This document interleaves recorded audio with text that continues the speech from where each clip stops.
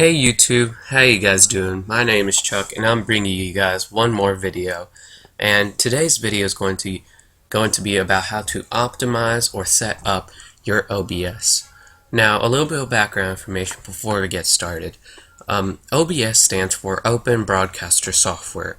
It's used for recording gameplay or just recording your screen, and it's a great software, so I highly recommend you guys use it if you're starting your own YouTube channel or you just want to record your screen for whatever other purposes.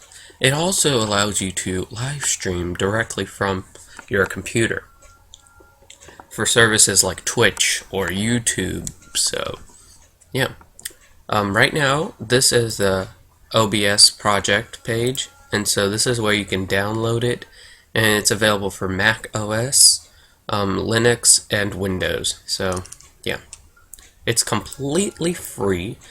It's very useful and it's easy to set up.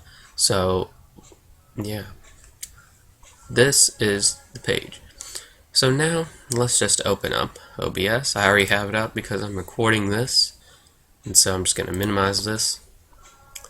Alright guys, so the first thing when you're going to open this up is you're going to see blank pages everywhere, like blank scenes. And so what you're going to want to do is you're going to want to first go into settings actually, and then you're going to modify your settings to get the best quality, the best sound, the best frame rate you can. And so just set your language for whatever you wish to be. If you want the cursor of the projector, like I have mine, general is very easy. Encoding is probably the most important one besides video. So encoding, you want to have these settings that I have here. You're going to want to have the encoder to 264, enable CBR padding, use CBR, use custom buffer size, which is going to be 0, and your max bitrate is going to be 3200.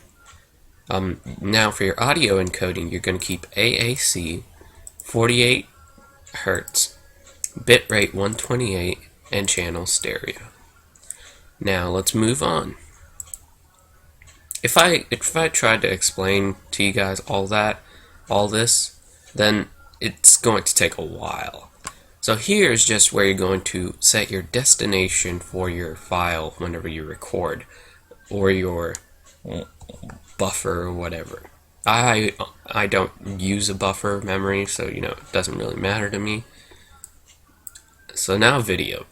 Video here is where you can select your graphics card to record from. As you can see, I don't have another graphics card because I have a terrible computer, but I'm working on it. Yeah. You're gonna set your base resolution to 1600 by 900, sorry, and your aspect ratio at 16:9. You're gonna do the resolution downscale 1.25 to 1280 by 720. This will give you the best frame rate, best quality you could get. You're going to change your filter to bilinear fastest, unless you have an extremely good computer. Then you could set it to Lanczos, whatever it is, but this gives you the best details. So here you can change your FPS. I recommend you keep it at 60 because you'll be allowed to change it in one of these other settings I'll show you next. And disabling arrow will help your computer run faster because arrow takes a lot out of it. I mean, just disable it whenever you have OBS open. It's very simple, like I have now. Let's go to audio. Audio, here you can select your mic or whatever other audio device you have, and you can just mess with these settings until you figure out what you want to do. Hotkeys. These are important to if you want, whenever you don't want to see the OBS screen whenever you first start recording. So right now I only have one setting, and that's for end, and that's what I use to start my recording and stop it. It's very simple.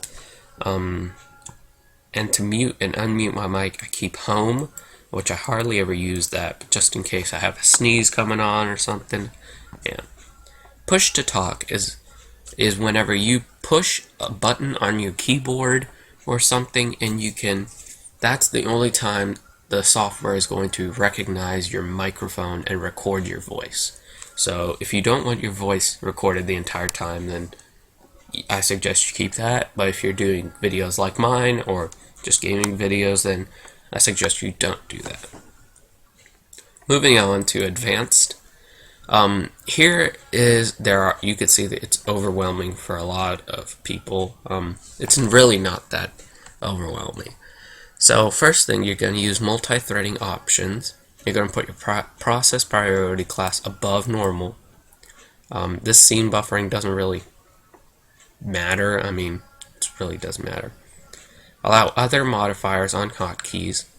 Now your video, you're going to do your 264 CPU preset to very fast, your encoding profile to main, the keyframe interval doesn't matter, use CFR, and here is where you can allow more FPS to get into the video. So as you can see, allow 61 to 120 FPS entry, and here is the audio. This is mostly used if you want to use push to talk or something like that. So I suggest you just keep it blank. Now, quick sync encoder. This is nothing. I mean, if you really want to do it, then I suggest you go on the forums and you can read all about it. But honestly, there's nothing that great about it. Now, here is the noise gate. This is where you can find the sweet spot between your voice and your computer and exactly where you want things. And so this is exactly where I want mine, and I've just kept it like this. Now, Scene Switcher is a plugin, so it's basically where you can switch between scenes, and I'll tell you what a scene is in a second, between scenes during your video. So it's quite useful for people who want to do many programs at once, but I don't use it. So we're just going to click OK. And here you're back here. So scenes are these right here, as you can see. I used to record gaming for a previous channel I used to do, but now I don't. And so I don't really use these. But I use desktop, and monitor capture is extremely simple to use. We're actually going to create a scene right now. So let's just press add scene, and we're going to name it YouTube. Alright, as you can see, guys, there's nothing there. There's nothing there because I don't have another recording there. But the same thing is what you're going to do here. You're going to just click add, and you're going to click window capture if you want to capture a certain window. As you can see, I have no window open, so you can't capture anything, but you could use that.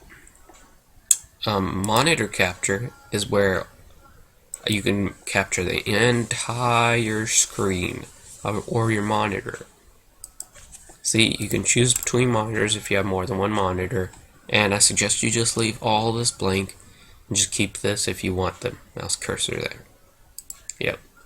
And as you can see, now I have 2 monitor captures. I'm just going to turn this off because I don't really need it at the moment. And that's about it, guys. So thank you guys. If you liked the video, please hit the like button and show some love, guys. Stay tuned for the next video.